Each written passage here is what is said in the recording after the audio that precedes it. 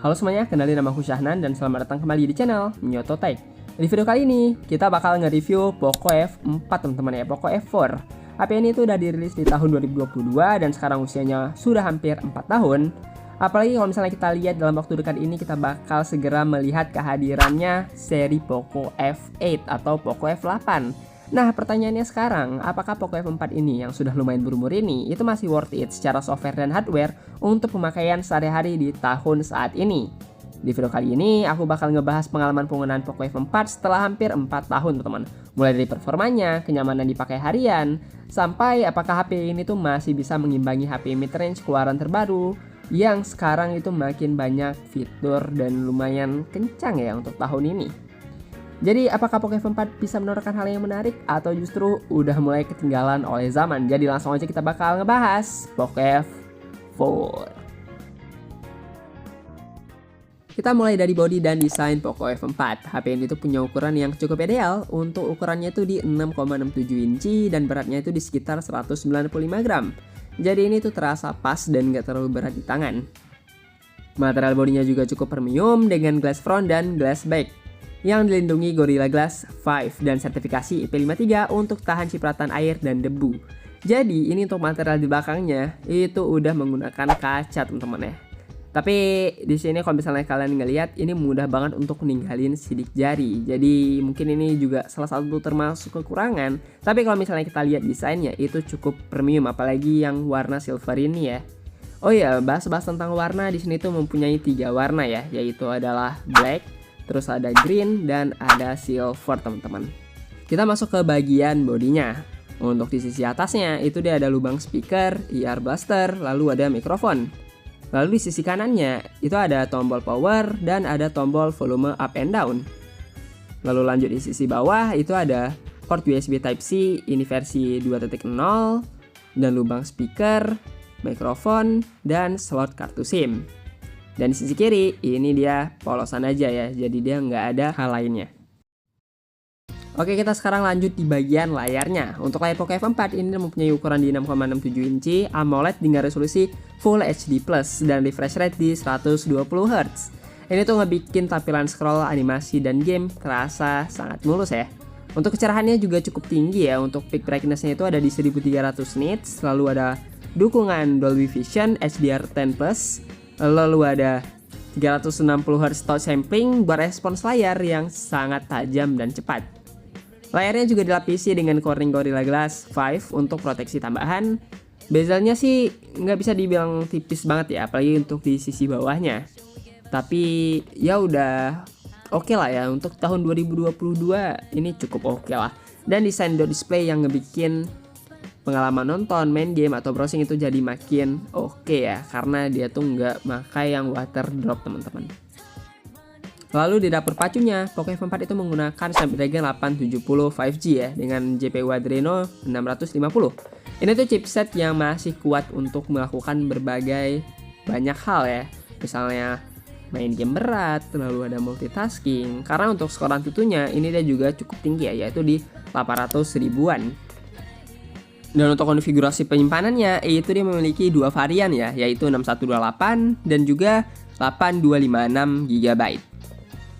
Yang punyaku itu di 8256 GB. Itu semuanya menggunakan LPDDR5 dan menggunakan UFS 3.1.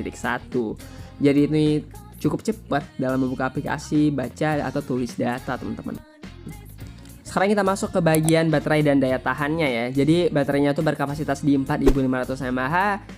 Dan ini tuh tergolong biasa aja dan ya nggak besar gitu, seperti yang device lainnya. Mungkin kalau misalnya di standar sekarang itu udah di 5000 mAh ya. Tapi kalau misalnya dipakai untuk harian ini ya cukup-cukup aja. Terus juga untuk pengisiannya itu di 67 watt turbo charging yang sudah termasuk dalam boxnya ya. Jadi kalau misalnya kalian beli ini, apalagi misalnya kondisinya masih baru, tapi nggak tahu ya apakah masih ada kondisi baru atau enggak. Kalaupun misalnya kalian beli ini second ya, semoga dapat chargingnya ya. Itu udah cepet banget. Jadi kalau misalnya kalian ngecharge dari 0 atau 10%-an gitu untuk penuh itu kurang lebih di 40 menitan ya. Ini tuh cukup ngebantu kalau misalnya kita tuh lagi sibuk atau gimana dan butuh cepet-cepet untuk menggunakan handphone. Ini cukup cepet lah kalau misalnya secara chargingnya. Jadi Poco F4 ini pada saat pertama kali dirilis di tahun 2022 itu masih menggunakan Android 12 dengan MIUI 13. Dan sesuai dengan kebijakan update dari Xiaomi saat itu, Poco F4 itu mendapatkan 2 kali update Android dan mendapatkan 3 kali security patch.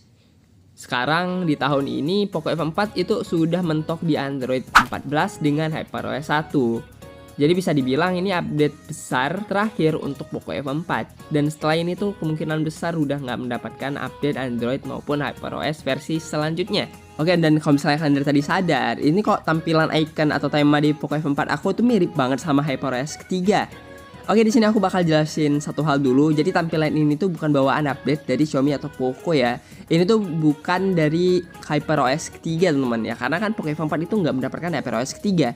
Nah, ini tuh karena aku download tema tambahan dari aplikasi tema bawaan. Tema ini tuh dibuat oleh kreator pihak ketiga, bukan resmi dari Xiaomi. Tapi walaupun begitu, menurutku hasilnya masih cukup oke nih, karena secara visual dan tampilannya bisa menyerupai HyperOS 3 generasi terbaru. Meskipun sebenarnya Poco F4 ini tuh masih berjalan di HyperOS 1 gitu ya. Jadi secara tampilan masih bisa diakadin lewat tema, biar kelihatannya lebih fresh dan nggak terasa ketinggalan lewat zaman teman-teman. Tapi walaupun begitu, untuk urusan fitur menurutku Poco F4 ini masih cukup lengkap. Mulai dari fingerprint sensor yang posisinya ada di samping, dan sampai sekarang itu masih terasa cukup responsif meskipun usianya tuh udah hampir 4 tahun pemakaian. Nah, selain itu ada fitur-fitur pendukung lainnya yang sangat relevan ya, yaitu NFC yang bisa kepakai untuk seharian untuk transaksi dan hal-hal lainnya. Lalu ada Bluetooth 5.2, lalu Wi-Fi-nya itu Wi-Fi 6, stereo speaker, dan tentu saja dukungan jaringan 5G. Jadi 2G, 3G, 4G, 5G itu aman ya. Lalu selanjutnya kita masuk ke sektor kameranya. Untuk kamera Poco F4 itu dibekali dengan 3 kamera belakang ya, yaitu 64 megapiksel utama dengan OIS, itu yang main kameranya. Lalu ada ultrawide di 8 megapiksel dan ada 2 megapiksel untuk kamera makro ya. Dan untuk kamera selfie-nya itu di 20 megapiksel. Jadi langsung aja di sini kita bakal ngeliat untuk hasil dari foto ataupun video dari kamera Poco F4 teman-teman. Jadi di sini kita bakal ngetes untuk perekaman videonya ya. Ini di resolusi 4K 30 fps. Dan sini aku bakal bawa jalan gimana untuk OIS-nya apakah bekerja dengan baik. Dan di sini aku mau cerita kalau misalnya selama pemakaian ini aku nggak pernah ada kayak nggak sengaja jatuh atau gimana. HP-nya aman-aman aja nih. Jadi kalau misalnya aku lihat di layar, ini untuk stabilisasinya cukup bagus sih. Oke, aku bawa jalan ya. Ini agak cepet jalanku. Oke, dan ini di 4K 60 fps teman-teman. Ini untuk kamera belakangnya ya. Kita lihat gimana. Kalau untuk stabilisasi menurutku lebih bagus yang di 30 fps yang sebelumnya. Meskipun itu tuh masih terlihat kayak jitter-jitter ya, dan ini tuh juga masih agak kelihatan agak jitter-jitter. Tapi kalau stabilisasi menurutku yang 30 fps, yang 4K 30 fps itu lebih mendingan ketimbang yang 60 fps. Tapi kalau misalnya secara kayak muter-muter gini ya lebih mulus inilah, karena kan 60 fps gitu. Frame rate-nya lebih tinggi. Oke, di sini aku bakal menghidupkan mode stabilisasi ya. Oke, jadi di sini tuh dia ada fitur atau menu untuk stabilisasi video ya. Dan ini tuh bentuknya cuma di 1080p 30 fps.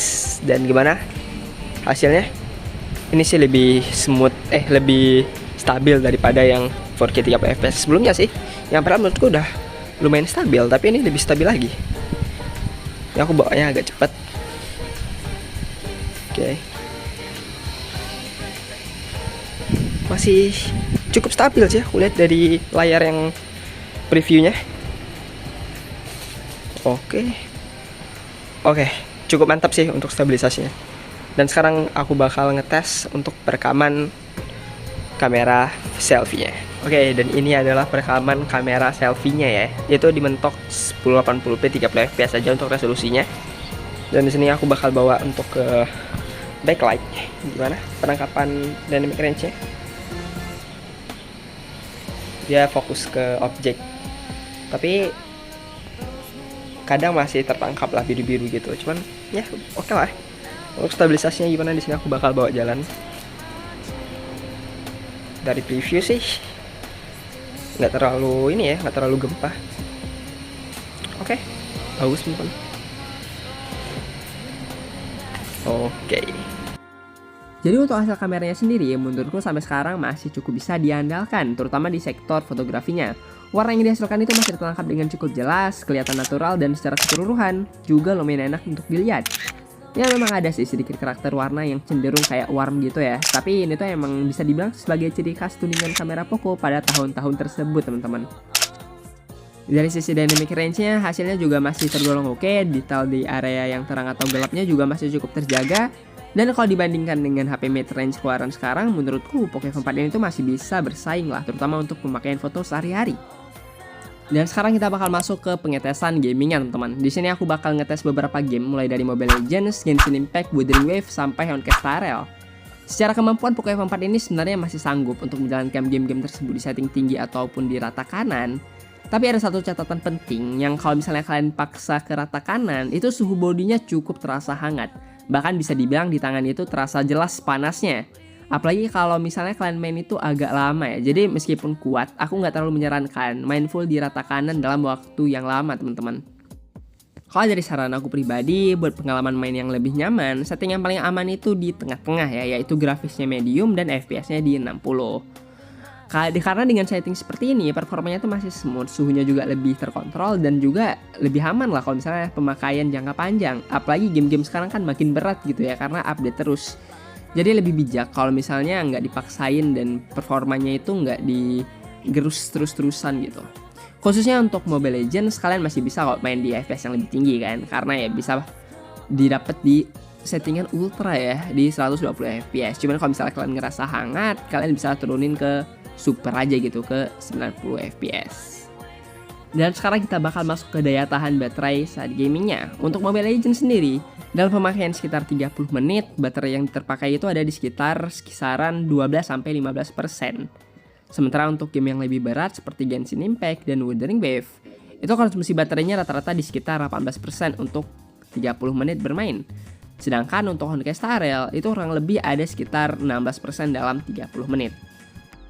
Kalau melihat dari angka tersebut, dan mengingat usia pemakaian Poco F4 ini yang sudah hampir 4 tahun, menurutku daya tahan baterainya tuh masih cukup oke. Dengan kapasitas di 4500 mAh, ya memang nggak bisa dibilang super awet lah, tapi juga nggak bisa dibilang boros. Ini tuh masih di level standar dan masih bisa diterima teman-teman.